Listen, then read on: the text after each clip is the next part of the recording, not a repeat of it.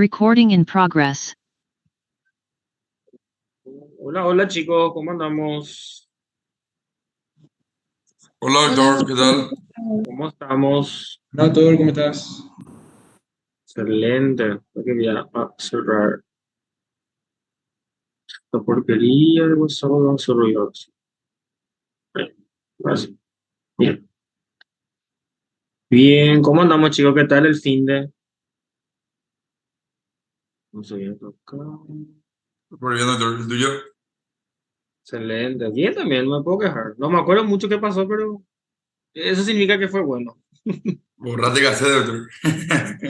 Últimos días de vacaciones del hospital, así que es el momento. Bien aprovechando, Héctor, bien aprovechado. Bueno, chicos, vamos a empezar con, bueno, a partir de aquí es el segundo parcial, ¿verdad? Obviamente, todos estos temas son temas que están incluidos en el bolillero del examen final. Yo voy a incluir algunos temas más que no están en el bolillero, que nosotros desarrollamos. Eso yo quedé con el doctor Silvero que vamos a ir modificando, obviamente, mucho antes del final para que ustedes tengan disponible eso. Entonces, a partir de ahora empezamos una unidad. eh, Más que nada, hay más teoría aquí, porque en cuanto a lo que es la práctica mismo, muchas de estas estructuras no vamos a poder evaluar como tal, porque son estructuras más que nada internas, o más por la parte funcional. Hoy vamos a hablar, o vamos a empezar ya lo que sería, en este caso, la última parte de lo que es el encéfalo, que es el diencéfalo, y ya con sus conexiones al tronco, y luego vamos a ir avanzando hacia abajo, ¿verdad? Tenemos que pasar por tronco, cerebelo, médula, los tercer y cuarto ventrículo, y luego los pares craneales. Y por último, la parte vascular, que es la parte un poquito más así compleja, ¿verdad? Bien, entonces vamos a hablar hoy del diencéfalo.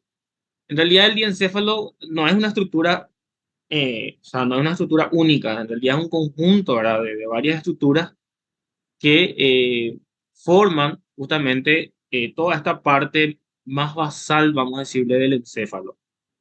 Las funciones como tal del diencéfalo son más que nada conexiones, porque permite conexiones entre varios núcleos.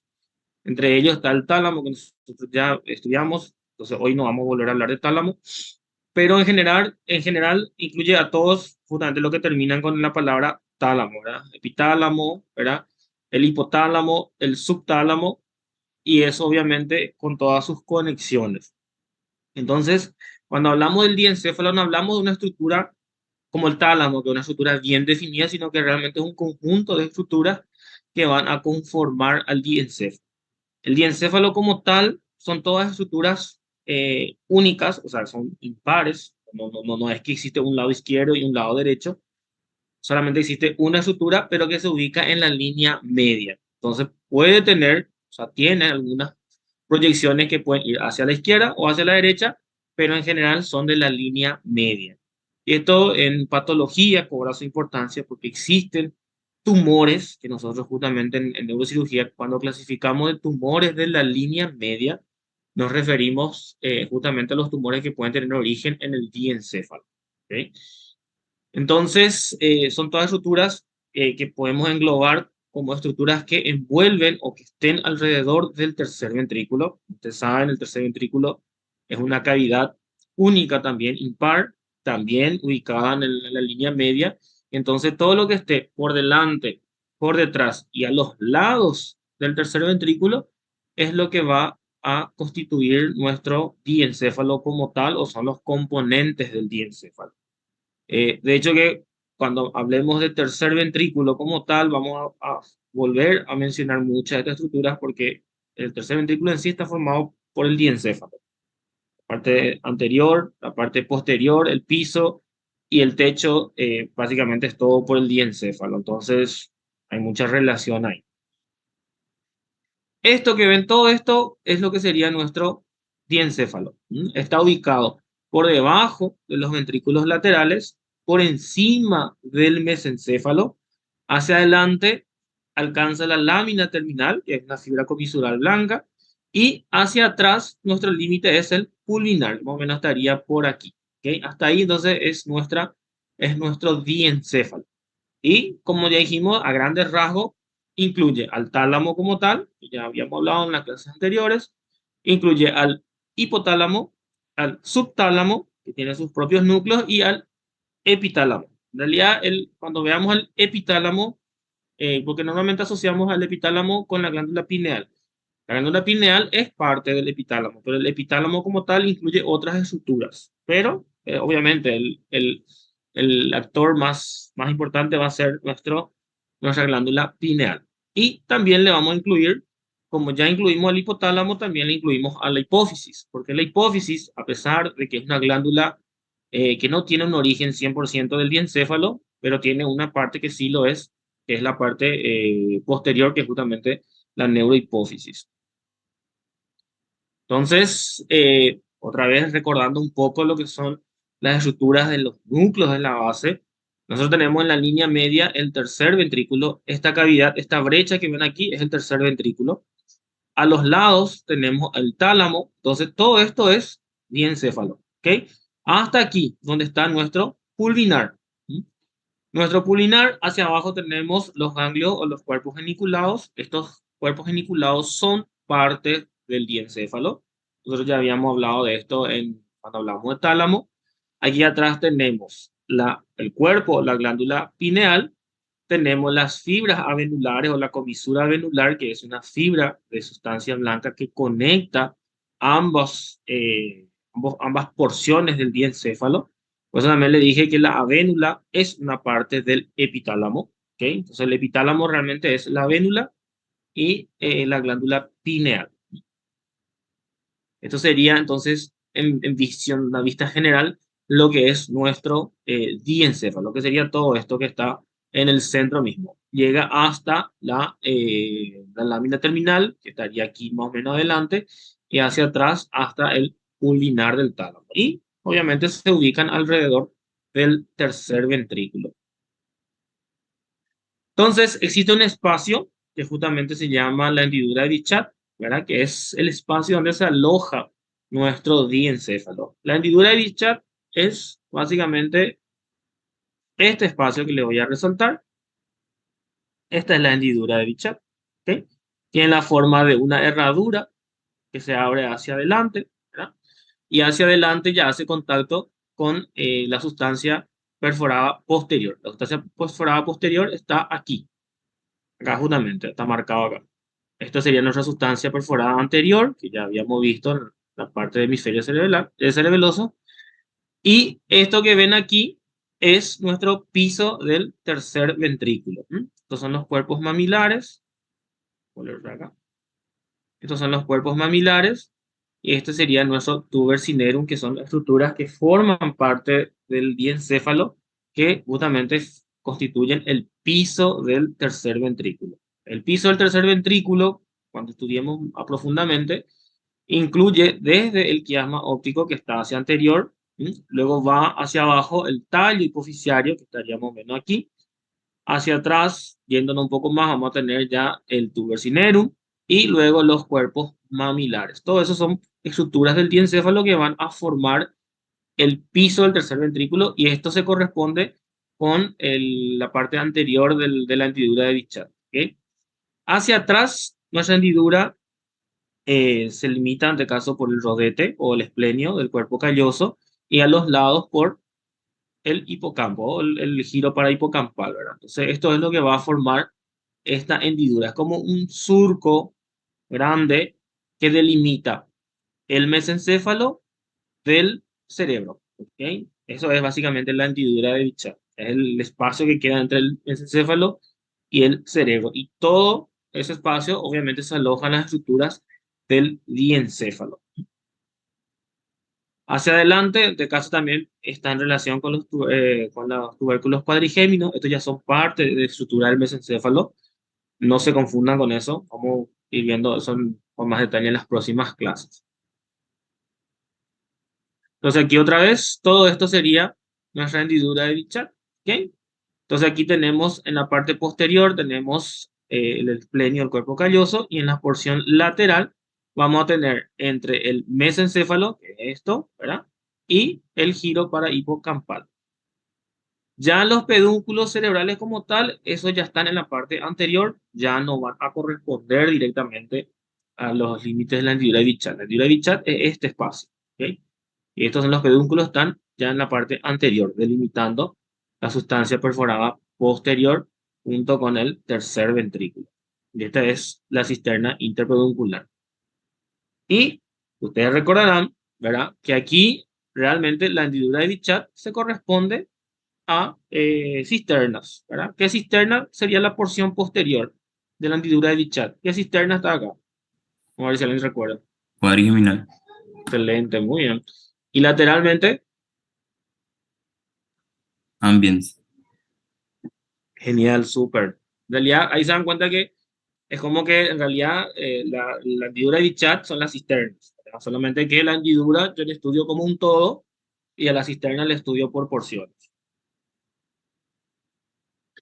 Luego tenemos, esto realmente es muy teoría, porque como le dije, en la práctica es muy difícil llegar a visualizar como tal estos núcleos, pero sí tenemos que conocer su existencia, que es el subtálamo. ¿Mm? El subtálamo, como se dice su nombre, es un núcleo que se encuentra por debajo del tálamo, ya en relación directa hacia abajo con los núcleos del mesencéfalo, ¿ok? Entonces, obviamente existen conexiones directas entre los núcleos de la base, que incluyen al tálamo y al putamen, el globo pálido, con los núcleos del mesencéfalo, entre ellos, aquí justamente está mencionado el núcleo rojo. ¿Okay? Entre los núcleos subtalámicos, el más grande o el más representativo es justamente el núcleo subtalámico o cuerpo de Lewis, ¿verdad? Que se ubica entre el tálamo aquí arriba, y la sustancia negra del mesencéfalo que estaría aquí más abajo. ¿Okay? La sustancia negra o el cuerpo negro. ¿Sí? Existen conexiones entre los núcleos, ¿verdad? Y estas conexiones son lo que conocemos como el fascículo de Ford. No, más que nada teoría, ¿verdad? Estas conexiones, ¿para qué sirven? Y más que nada, todas las conexiones del subtálamo están más en relación con funciones sensitivas, funciones viscerales y funciones del sistema límbico, ¿verdad? O sea que emociones, vamos a tener conexiones que de repente controlan ciertos tipos de respuestas, ¿verdad? Qué sé yo, respuestas emocionales o de repente incluso relacionados con los placeres, ¿verdad? Entonces estamos hablando de funciones más que nada sensitivas, ¿ok? Luego existe una zona que se llama la zona incierta, que es un pequeño núcleo que se encuentra también por debajo del tálamo, ¿ok? Que también tiene sus conexiones, pero como le dije, sus funciones no son tan claras, básicamente tienen las mismas funciones que todo el sistema límbico, ¿verdad? Que son justamente las relacionadas a las emociones, a la parte sentimental, vamos a decirle, o las reacciones que tenemos nosotros del cuerpo ante diversas situaciones. Luego tenemos el epitálamo como tal. Como le dije, va a comprender la vénula y la epífisis o cuerpo pineal como tal, ¿verdad? La vénula es esta, justamente, es una comisura, en este caso una sustancia blanca que tiene sus núcleos que se conectan entre ambos estos núcleos y la conexión entre ambos es lo que conocemos como la comisura avenular. ¿Ok? La comisura venular como tal va a ser parte de los límites, en el caso del tercer ventrículo, en este caso la parte posterior. En esta imagen yo le estoy mirando al mesencéfalo desde atrás, por eso aquí ven al cerebelo. Entonces yo le estoy mirando al mesencéfalo desde atrás. Estoy ubicado en la cisterna cuadrigeminal. ¿Ok? Esto es el mesencéfalo. Aquí estaría la cisterna ambiens. ¿Ok? Aquí tengo el pulvinar del tálamo y aquí tengo la cavidad del tercer ventrículo. Entonces, su límite posterior va a ser o va a estar constituido en parte por las avénulas, ¿verdad? Y la unión entre estos núcleos es lo que conocemos como la comisura avenular. Acuérdense que todo lo que significa comisura significa, ¿qué significa comisura para nosotros en neuroanatomía? A ver si, ¿quién me dice? ¿Qué creen que significa comisura?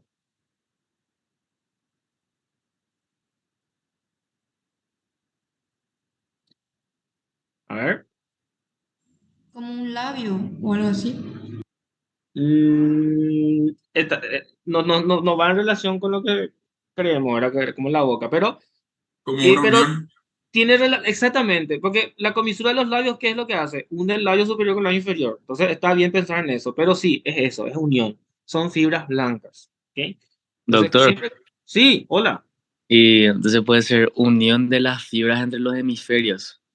Claro, también, claro, esas son todas fibras comisurales. Exactamente, excelente. Para que entiendan, entonces, todo lo que cuando hablamos de comisura es sustancia blanca, ¿ok? Son fibras de conexión. Entonces, cuando hablamos de la comisura avenular, hablamos de la conexión de los núcleos avenulares, que se encuentran en la parte posterior del tercer ventrículo, ¿ok?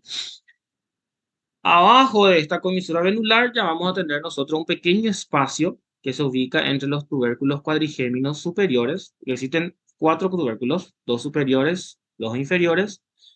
Entre los superiores va a quedar un espacio que se llama el receso pineal y ahí se va a alojar la glándula o cuerpo pineal. Entonces, el cuerpo pineal o la glándula pineal se encuentra por debajo de la comisura avenular. Eso tiene mucha relación, principalmente en la parte quirúrgica, a pesar de que no son tan frecuentes los tumores de la región pineal. En neurocirugía considero, y sí, sería uno de los tumores de acceso más difícil, porque cuando uno va a operar un tumor de la región pineal, a mí me tocó ver una vez en estos 5 años de residencia que llevo, cuando era R1 justamente visto, y fue una cirugía muy, muy compleja porque se entra por fosa posterior, o sea, se entra por occipital, pero se tiene que entrar entre el cerebro y se tiene que entrar por encima del cerebelo, o sea, que se entra a nivel del tentorio. Entonces, ustedes saben, ahí tenemos, ¿qué tenemos ahí en ese espacio?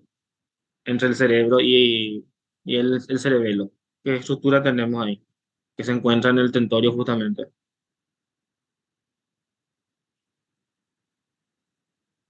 Senos venosos.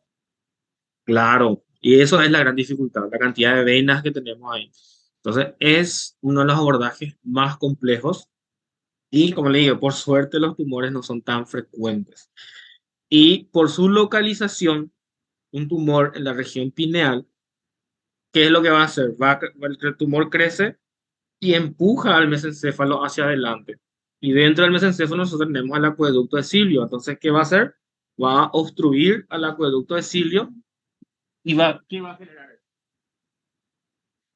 ¿Qué creen que va a generar si se obstruye el acueducto? Y va a generar acumulación de líquido cefalorraquídeo. ¿Y eso cómo se llama? Hipertensión. ¿Cómo se llama eso? Ya hablamos.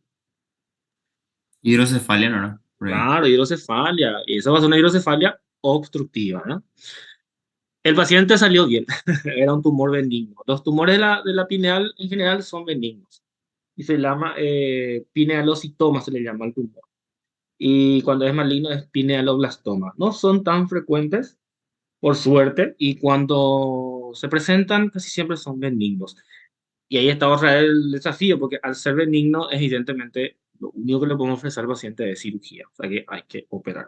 Y son cirugías que obviamente no lo hace cualquiera, son normalmente neurocirujanos que tienen mucha experiencia. En el caso, lo operó mi jefe en aquel entonces, que era el doctor Frutos, que es uno de los neurocirujanos más reconocidos acá en Asunción. Entonces, en el servicio en general, muy pocos hacen ese tipo de cirugía.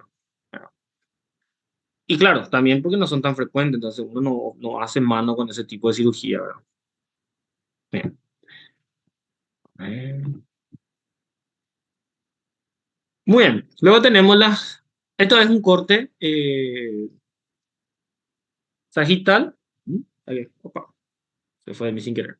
Esto es un corte sagital, aquí yo tengo, esto es el tercer ventrículo abierto, esto que está aquí es el tálamo, esto va a ser el hipotálamo, este es el surco tálamo-hipotálamo, ¿verdad? O el surco hipotalámico nada más, que es el que divide el tálamo del hipotálamo. Aquí todo esto es tercer ventrículo y aquí atrás estamos en la región pineal. Esto que ven aquí es la comisura avenular. Como le dije, está por encima de la pineal. Entonces, esto que ven aquí es el cuerpo pineal. ¿Ok? Y lo que se encuentra abajo es la comisura posterior, que es el homólogo de la comisura anterior, ¿sabes?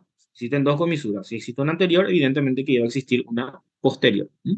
Una comisura posterior. Entonces, este espacio es lo que llamamos como receso pineal, que es donde se aloja la glándula pineal. Entonces tenemos que la pineal se ubica entre la comisura venular y la comisura posterior. ¿Ok? Y abajo ya se relaciona con los tubérculos cuadrigéminos y con la cisterna cuadrigeminal.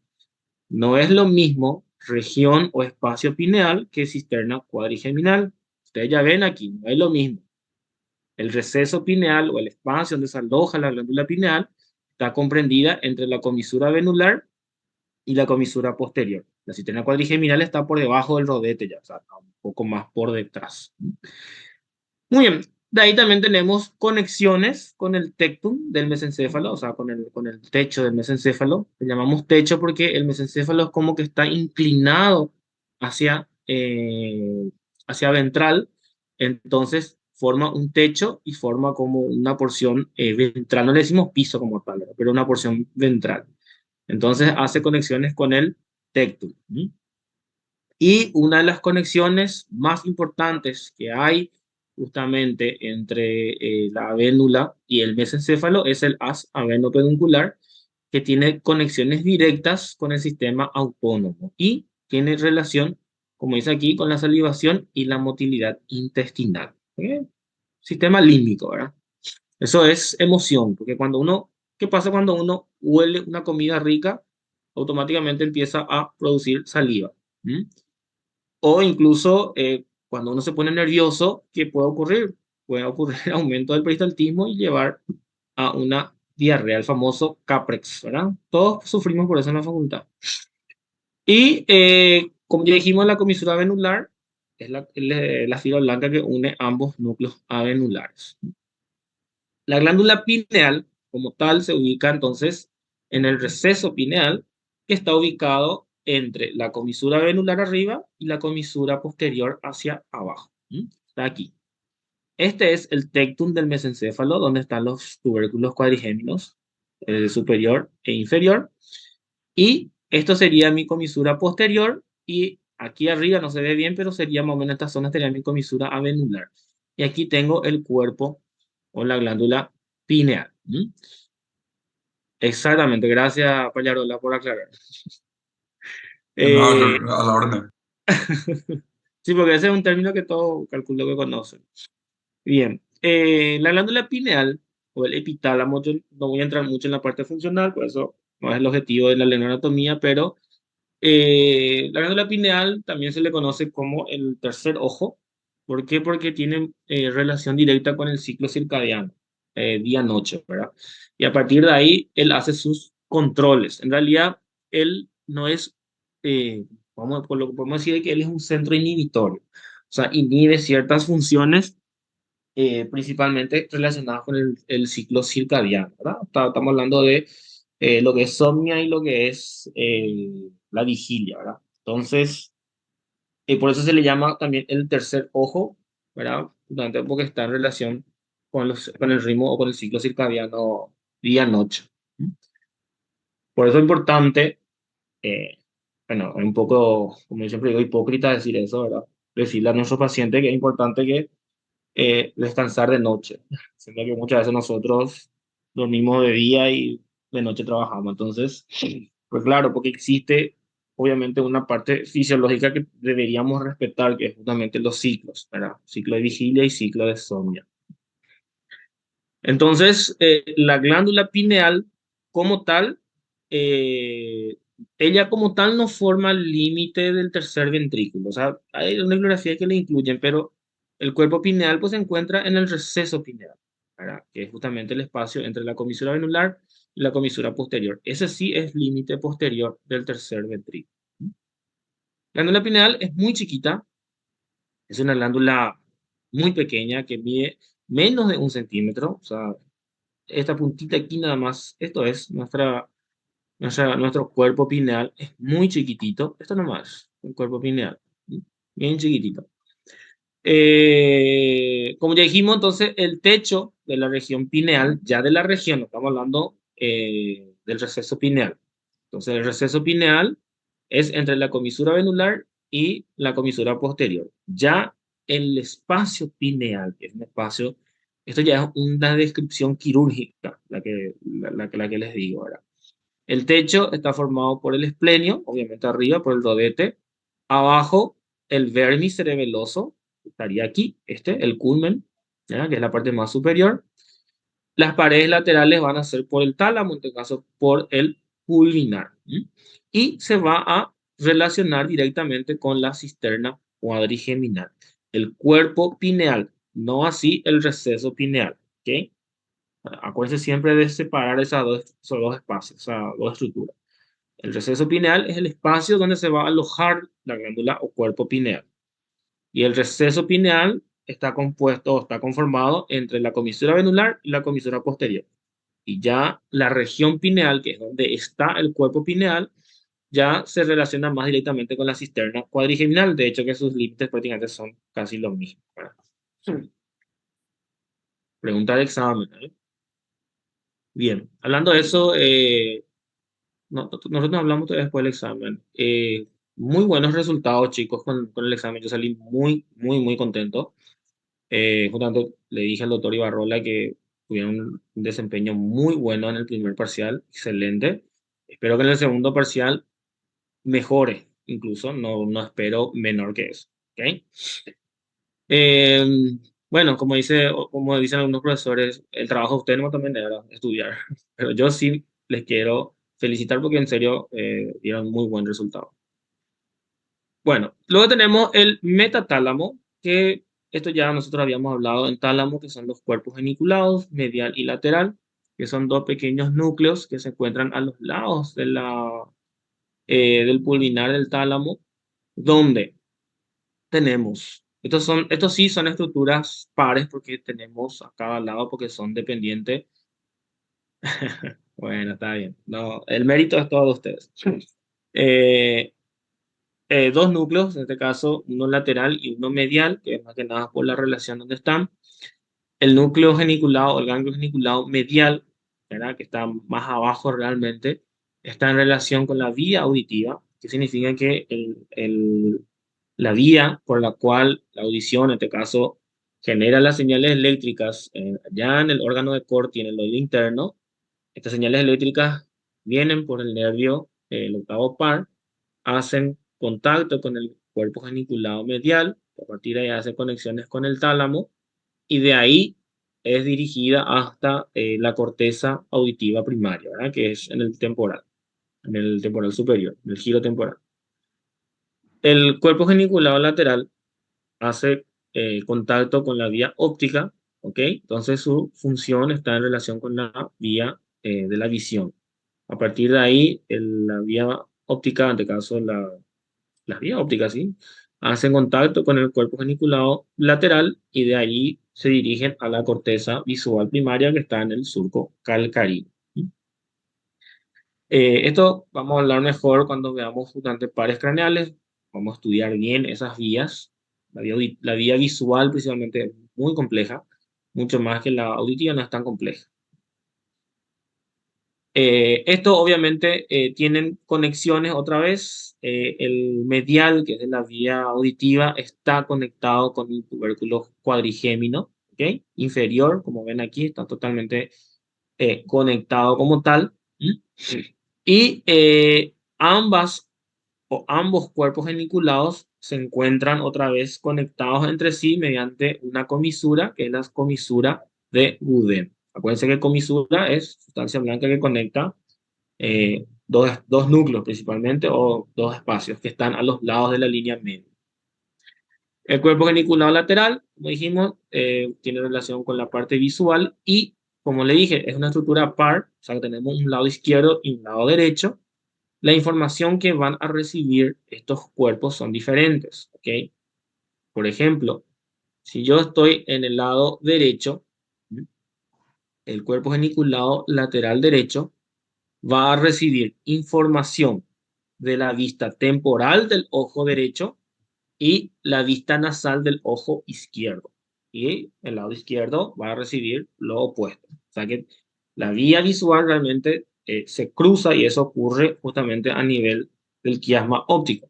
Eso vamos a ver mejor cuando veamos vías visuales. Pero hay que entender que las conexiones en el ojo, en la vía visual, son cruzadas, entonces la información es diferente de un lado y del otro.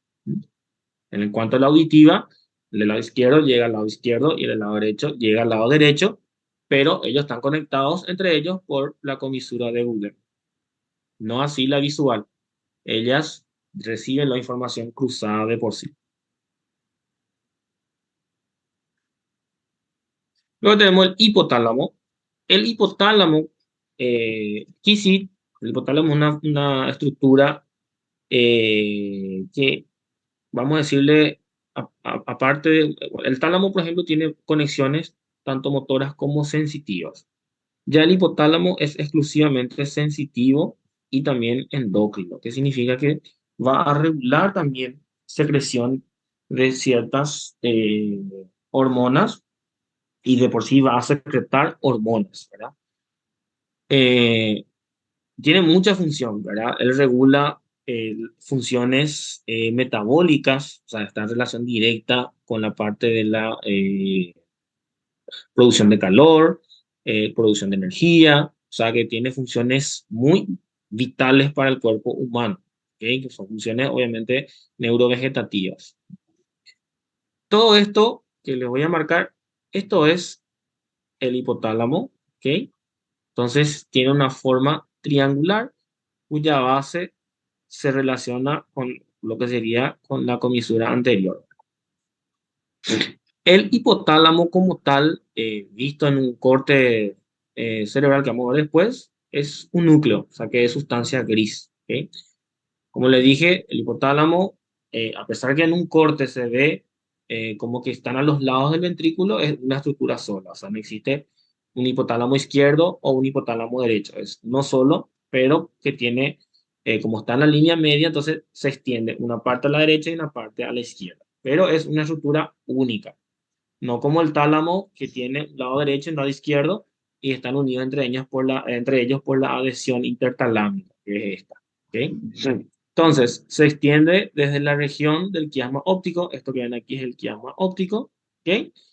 Desde ahí hasta los cuerpos mamilares, que más o menos estarían aquí, que serían del pilar del fornix, hacia arriba desde el surco hipotalámico y hasta abajo con el piso del tercer ventrículo. O sea, ahí tiene la forma triangular.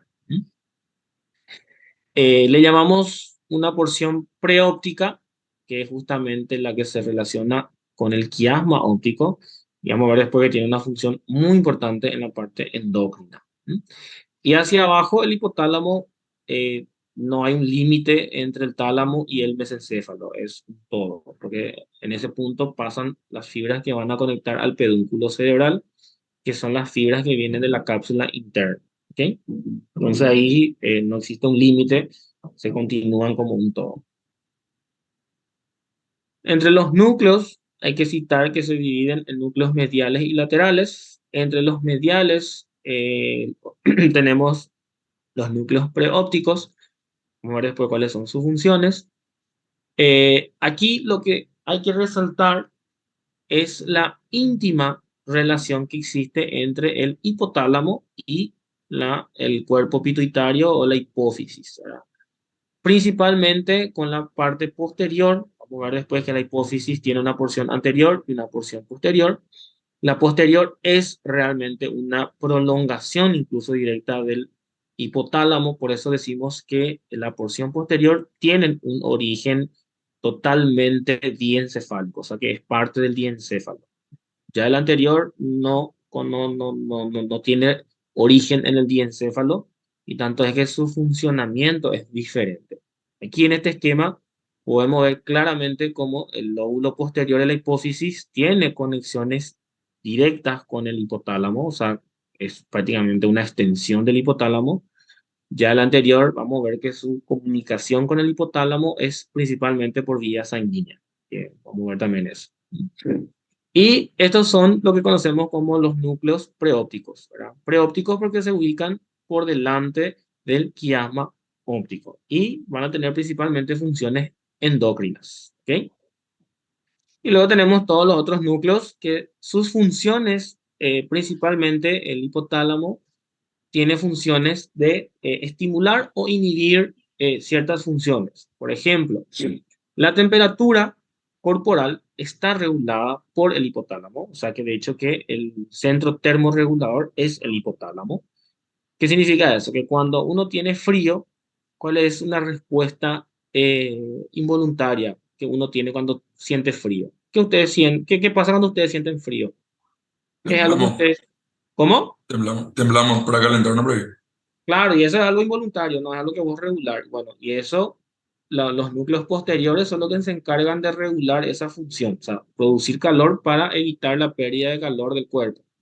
Acuérdense que eh, eh, realmente como tal, lo único que existe, vamos a decirle como temperatura, es el calor. Uno puede ganar o perder calor. Entonces, en el frío uno pierde calor, entonces para evitar la pérdida de calor, se activan los núcleos posteriores para estimular mayor producción de calor del cuerpo humano y evitar Doctor, así justamente esa transferencia de energía. Sí, la piel de gallina también.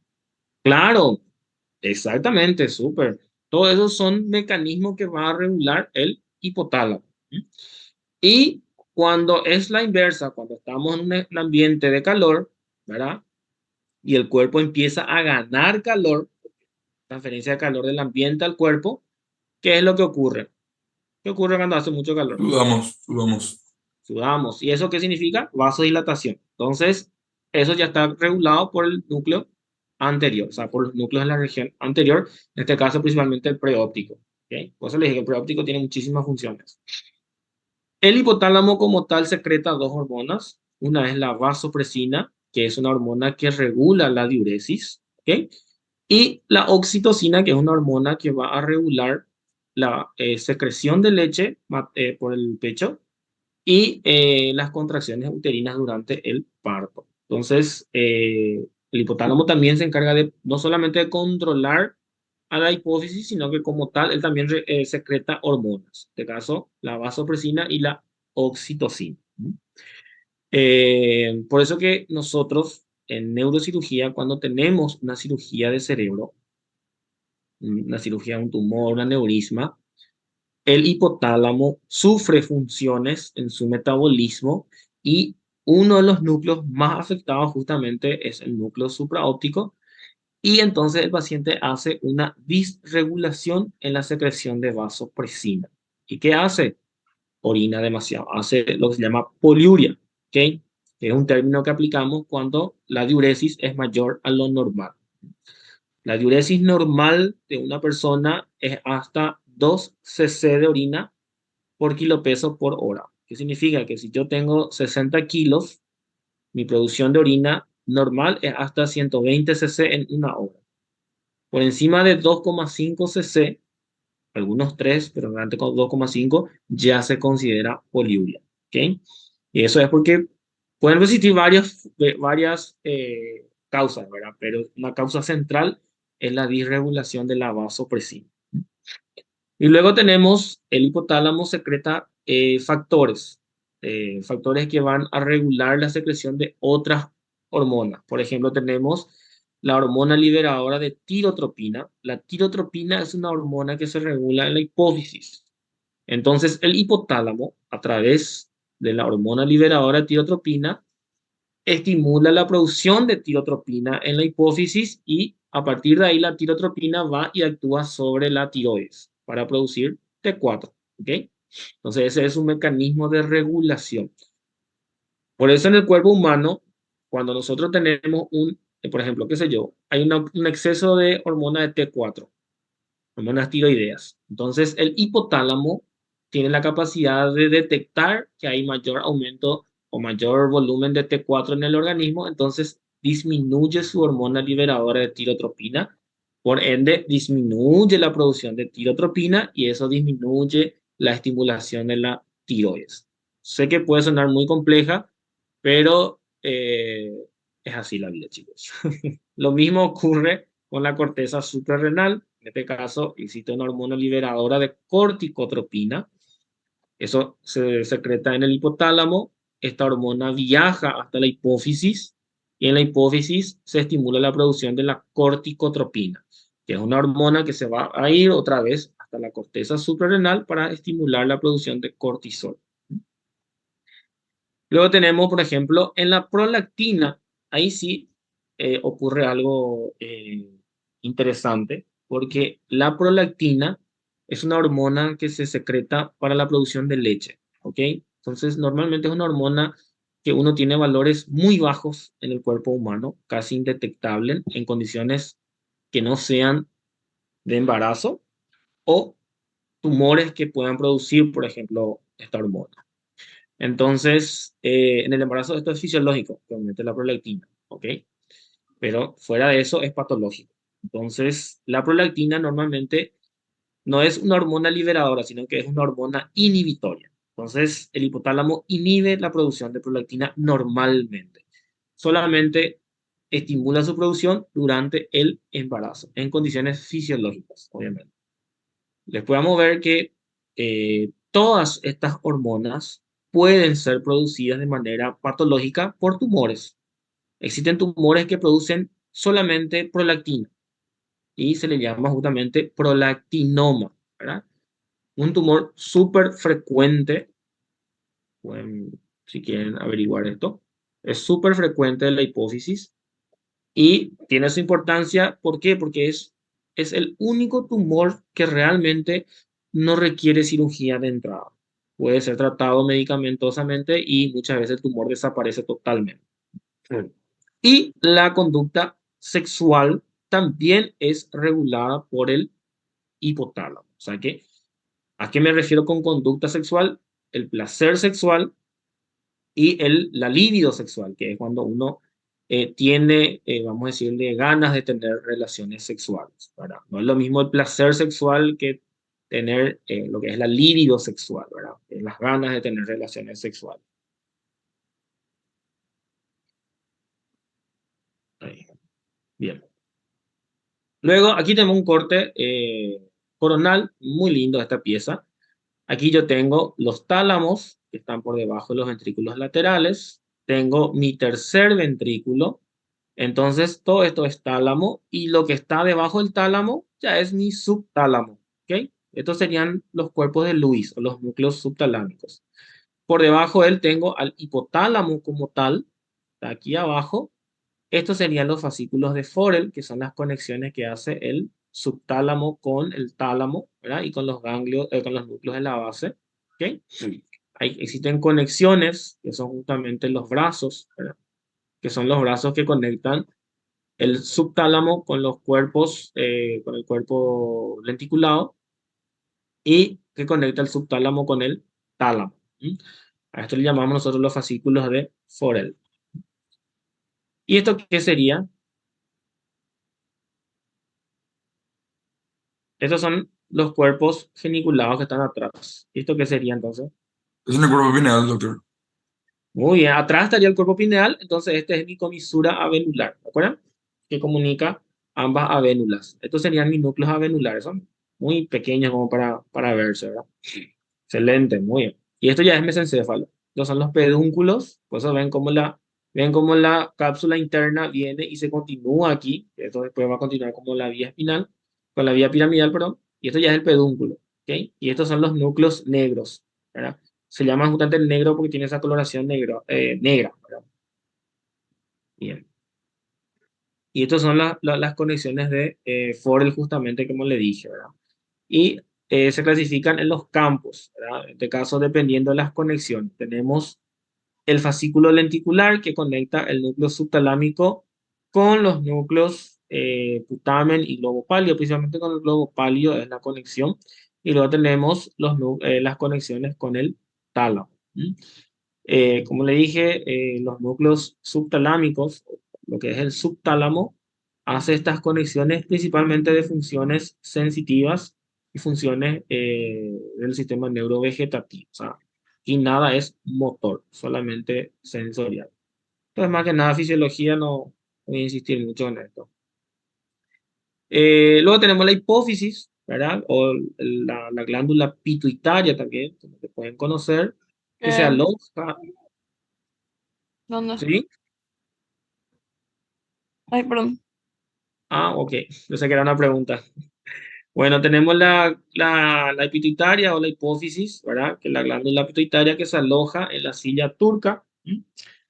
Eh, en este caso, como ya le dije, la glándula también es una estructura impar en la línea media, ¿verdad? Que está conectada directamente con el hipotálamo, en este caso su porción posterior. De hecho que aquí justamente en este dibujo pinta de dos colores diferentes, la parte anterior y la parte posterior.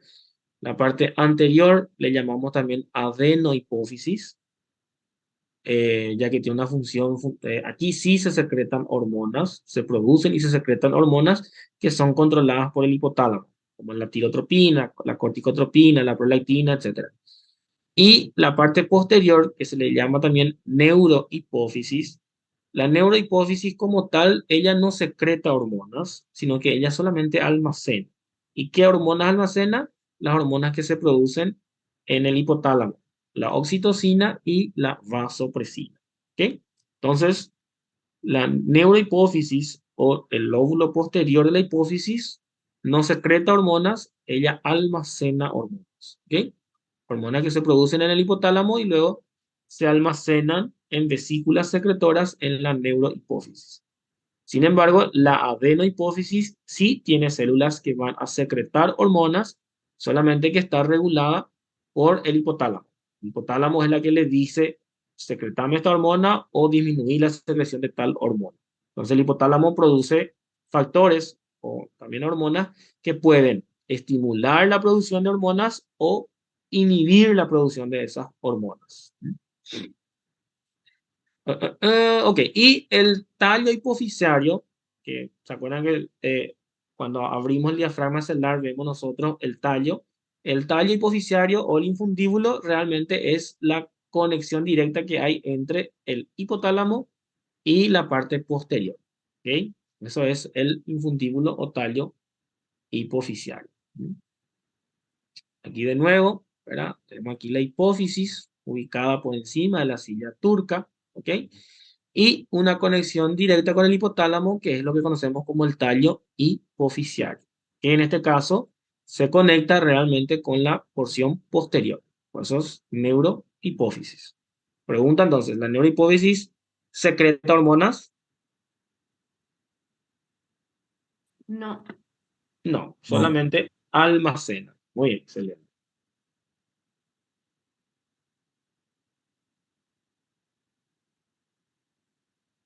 Muy bien, entonces tenemos aquí un ratito.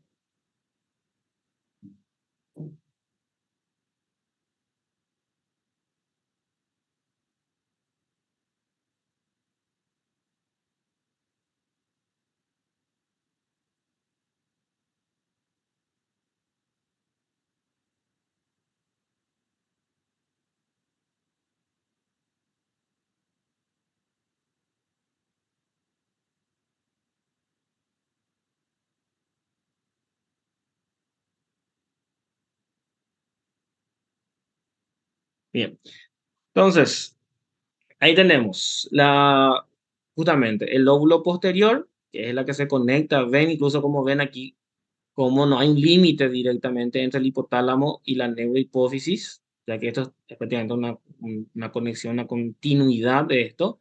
Sin embargo, ya la adenohipófisis no, ¿verdad? O sea, la adenohipófisis como tal no tiene conexión directa con el hipotálamo. Entonces, ¿cómo se va a conectar? Por un sistema vascular que veamos en la siguiente diapositiva. Aquí muestra justamente las hormonas. En este caso, la neurohipófisis almacena las hormonas que se producen en el hipotálamo. En este caso tenemos la vasopresina y la oxitocina. Sin embargo, en la porción anterior, que sí se van a producir hormonas, incluye las hormonas folículo estimulante y luteinizante, que son hormonas que van a regular las funciones de las gónadas. La folículo estimulante se encarga de la maduración de los folículos ováricos y la luteinizante la producción de los espermatozoides, o la maduración de estos. Luego tenemos la hormona de crecimiento, que es la que va a permitir justamente el desarrollo tanto de las fibras musculares como el crecimiento en longitud de los huesos. Tenemos la prolactina, que su función es principalmente la secreción de leche, o sea, la producción de leche. La corticotropina, ¿verdad? Que es la que se va a encargar de regular la secreción de cortisol por la suprarrenal. Y la tirotropina, que es la que va a encargarse de la estimulación de la producción de las hormonas de la tiroides. Entonces son funciones vitales las que genera la hipófisis. Y ahí tenemos el sistema portal hipotálamo hipofisario, que es fundamental para la fisiología de la hipófisis anterior. Porque como le dije, la hipófisis anterior no tiene conexión directa con el hipotálamo. Entonces, ¿cómo van a llegar esas hormonas a la hipófisis anterior?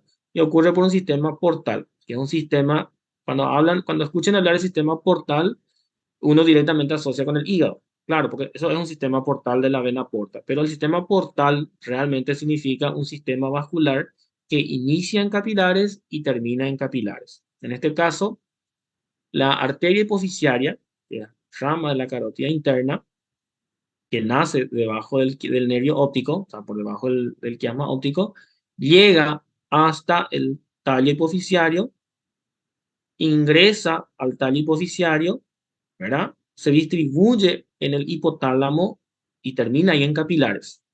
A nivel de esos capilares, justamente van a ingresar las hormonas reguladoras del hipotálamo, van a viajar por esos capilares que van a formar pequeñas venas, ¿verdad? O de caso, pequeñas arterias que van a conectar el tallo con la porción anterior.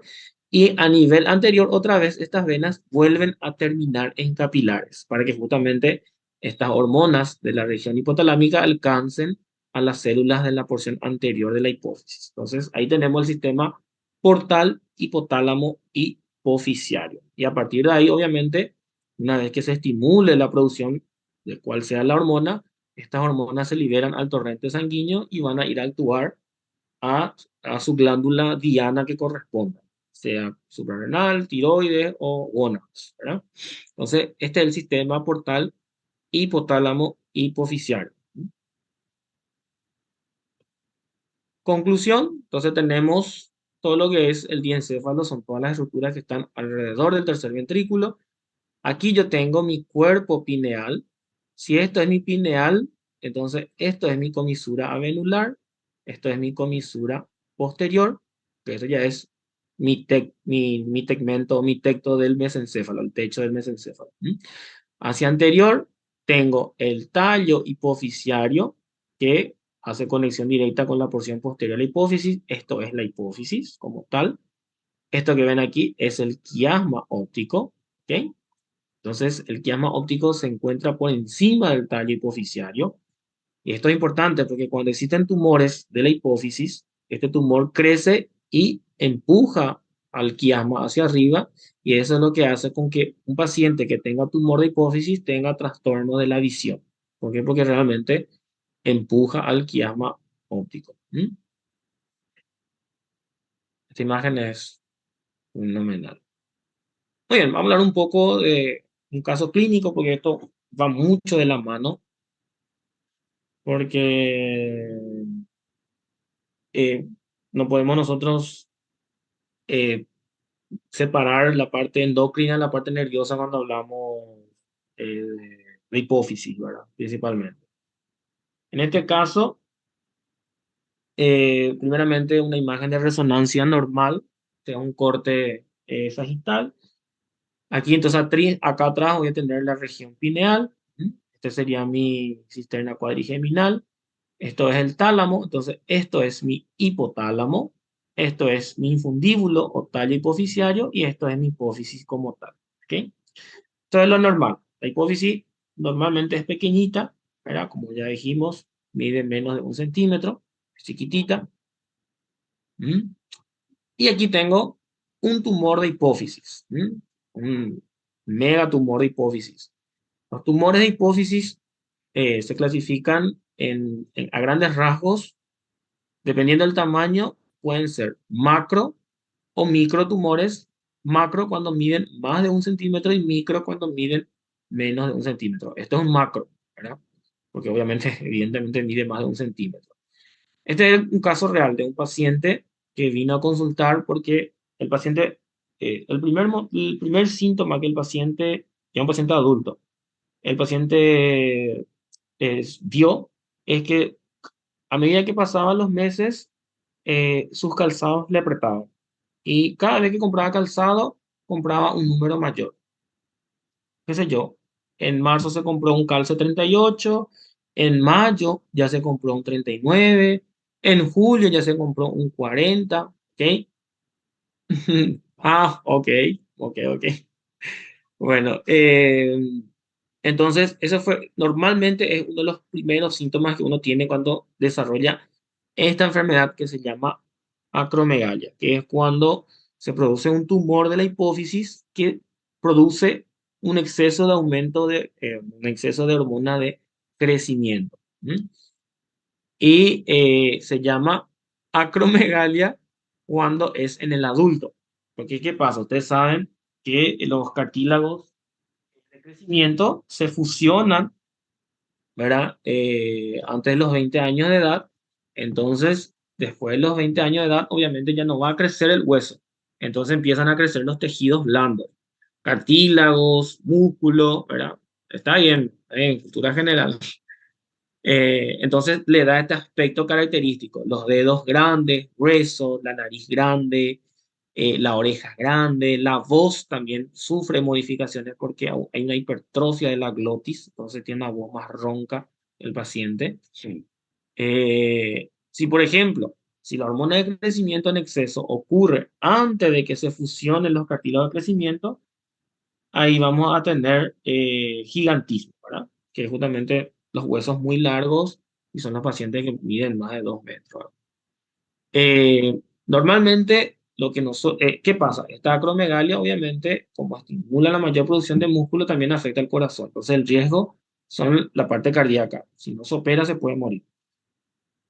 Al operar, sacar el tumor, vos detenés el progreso de la enfermedad, pero los cambios muy difícilmente retroceden. O sea, estos cambios físicos, vamos a decirlo, pero detenés la enfermedad, que es lo más importante. Entonces, sí tienen cura, claro, totalmente tienen cura. ¿Y qué es lo que hacemos nosotros? Bueno, esto es antiguamente, ¿verdad? O sea, hacía la cirugía con un espéculo y a visión directa. Hoy en día hacemos visión endoscópica. O sea que abordamos a la hipófisis por la nariz, llegamos hasta el seno esfenoidal, que es el seno que da directamente paso a la silla turca, hacia arriba y hacia adelante a la porción basilar del occipital. Entonces, esos son nuestros parámetros. Entonces, por vía endoscópica, yo puedo abordar a través de la nariz directamente a la hipófisis y se llama una cirugía endoscópica transnasal, porque es a través de la nariz, vía transesfenoidal. ¿Por qué? Porque se atraviesa el esfenoide. Esto es lo que se hacía añares y esto es lo que realmente hacemos en la actualidad. Entonces, todo es vía endoscópica. El abordaje se hace por la nariz. Normalmente se introduce entre el cornete superior y el medio, ¿verdad? Se puede sacrificar uno de esos cornetes. Acuérdense que eso es más que nada mucosa. De hecho, que eso es importante porque esa mucosa luego sirve para el cierre. Se abre el seno esfenoidal y esto es lo que uno ve, ¿verdad? Por arriba, la silla turca, hacia adelante el clivus, y a los lados justamente de la silla turca tenemos el seno cavernoso, donde va a pasar la arteria carótida interna. Entonces, es una zona de trabajo muy delicada. ¿Por qué? Porque me puede sangrar el seno cavernoso, eso se puede controlar. Me puede sangrar la carótida si es que no tengo mucho cuidado, entonces es una zona delicada. Esto es lo que realmente nosotros vemos. Esto ya es muy lindo, pero cuando empezamos la cirugía, esto es lo que vemos, ¿verdad? El clivus hacia abajo, aquí la silla turca que está abierta ya, ¿verdad? Y esto es el tumor, y estos serían nuestros senos cavernosos, a los lados de la silla turca. En la cirugía, esto es lo que nosotros tenemos. Tenemos, en una de las narinas se introduce el endoscopio, que es el ayudante. Este es el otorrino justamente, y el cirujano opera por las dos fosas nasales. En una fosa normalmente tiene un aspirador, porque esto obviamente, si sangra o si es que se tira suero o lo que sea, hay que aspirar, pues el espacio es muy pequeño. Y el órgano instrumental puede ser una cureta, un aspirador, puede ser pinzas que son para sacar el tumor. Entonces uno trabaja en ambas fosas nasales. Y esta es la vista directa. ¿Ya? Justamente este es el caso de este paciente. Aquí vemos cómo la cilia turca está abierta y esto que vemos aquí es el tumor abombando. Se retira el tumor y cuando yo sé cuándo parar, cuando veo al diafragma celular. Porque si ya le veo el diafragma celular, hasta ahí tengo que llegar y hasta ahí paro mi cirugía. ¿Ok? Y eso es todo. Eso es todo por hoy, chicos. ¿Alguna pregunta, dudas? ¿Algo que quieran aclarar? Doctor, Sí, ahora sí, modo serio, me dejo ya la cultura general. Doctor, bueno, la glándula pineal tiene algo que ver en tu trastorno de insomnio, por ejemplo. Yo que puede tiene ter- mucho. tiene también relación, pero eh, ¿qué pasa? Existen varios factores que pueden afectar el insomnio, ¿verdad? Pero uno de ellos justamente es eh, en nuestra realidad, y sí, está en relación directa con el cuerpo pineal, son los trastornos emocionales, el estrés Ah, o la mala alimentación, y todo eso realmente influye otra vez. Un ratito. Eso influye directamente, obviamente, en la secreción de estas hormonas, pero sí está en relación con el insomnio. De hecho, que existe, la hormona que se produce es la melatonina. Existen ah. parches de melatonina que justamente se utilizan para mejorar los, Y los pastillas ciclos también existe, circadianos. doctor. ¿Cómo? Pastilla de melatonina. Eso Sí, ahí se también toma mucho existen. hoy en día. Ajá. Sí, también existen. Y eso se utiliza principalmente para regular el ritmo circadiano. Se utiliza, de hecho que sí. ¿Verdad? Y viste, doctor, esa enfermedad psicológica de ninfomanía siempre tiene algo que ver también con tu núcleo ventral anterior. Totalmente. Eso ya es un Sí. trastorno de la conducta sexual, totalmente. Por eso que, de hecho, que muchos de estos trastornos psiquiátricos, ¿verdad? O psicológicos, Ajá. cambiaron su prospecto porque anteriormente eso no se entendía como una enfermedad, ¿verdad? Hoy en día sí, porque sabemos que existe una base, que justamente son Ujú. estos núcleos que controlan todo. Los delirios, la paranoia, todo eso tiene un trastorno sensorial, ¿verdad? Y sí, totalmente, tiene que ver con el hipotálamo eso. Gracias, doctor. Esas eran mis dos dudas. Gracias, doctor. Lujo, perfecto. ¿Alguna otra duda, pregunta? Yo tenía una duda, doctor, Sí. sobre los espacios en los cuales utilizamos para escribir la glándula pineal. No me había Ujú, quedado sí, muy claro exactamente la diferencia entre espacio pineal, región pineal sí. y eso. Para entender, dos términos. Uno es el receso pineal y otro es la región pineal. Sí, El receso pineal es el espacio que queda entre las dos comisuras, la comisura avenular y la comisura posterior, que sería el espacio donde se va a aquí. Aquí arriba tenemos la comisura venular y la comisura posterior. Entonces aquí vamos a tener la raíz de la pineal. ¿Ok? Aquí se va a alojar la pineal. Y la pineal es una hormona. Entonces tiene un cuerpo. Y el cuerpo en sí se aloja en la región pineal. Que ya es otro límite, ¿verdad? Que ya es el esplenio y hacia abajo el culmen del vérnice cerebeloso. El receso pineal es entre la comisura venular y la comisura posterior. Esos son los dos términos que quiero que manejen. Tenemos entonces la comisura, el receso pineal, el cuerpo pineal y la región pineal. ¿Ok? ok. Y la región pineal es un espacio más bien cisternal, como usted había dicho. Totalmente. Y es en relación con la cisterna ya cuadrigeminal, que es esta cisterna. Ok. Eso ya es la región pineal. El receso es solamente el espacio que queda entre las dos comisuras donde se va a alojar el cuerpo de la pineal. Y el cuerpo de la pineal se proyecta en la región pineal que realmente se relaciona o se corresponde con la cisterna cuadrigeminal. Muchas gracias. El lujo. Y esto es lo que le dije justamente, el abordaje. Uno entra a operar un tumor de la pineal, uno entra en este espacio, aquí, por encima del cerebelo y llega hasta el tumor, que normalmente el tumor se aloja en esta zona, en la cisterna cuadrigeminal. Y doctor, igual llegar por ahí tenés que entender mucho por tu seno occipital, ¿verdad? El seno occipital, dentro de todo, es el que ofrece menos dificultades porque es un seno pequeño. De hecho, que normalmente ligamos nosotros eso cuando operamos fosa posterior. El drama principal está cuando llegamos aquí, en las venas cerebrales magna y la vena de Galeno, que son las venas grandes que tenemos en la cisterna cuadrigeminal. Porque el tumor muchas veces invade. Acuérdate que vas a entrar en una zona donde la anatomía ya no está respetada. Entonces, estas venas pueden estar desplazadas hacia adelante, hacia los lados, y ahí es cuando hay dificultades a la hora de retirar el tumor. O sea que el quilombo está ahí dentro, ¿verdad? Llegar a Ahí esa parte está, del quilombo. exactamente, exactamente. Aquí está Ujú. la principal dificultad se encuentra aquí, en la cisterna cuadrigeminal. Exacto. De lujo. ¿Alguna otra pregunta?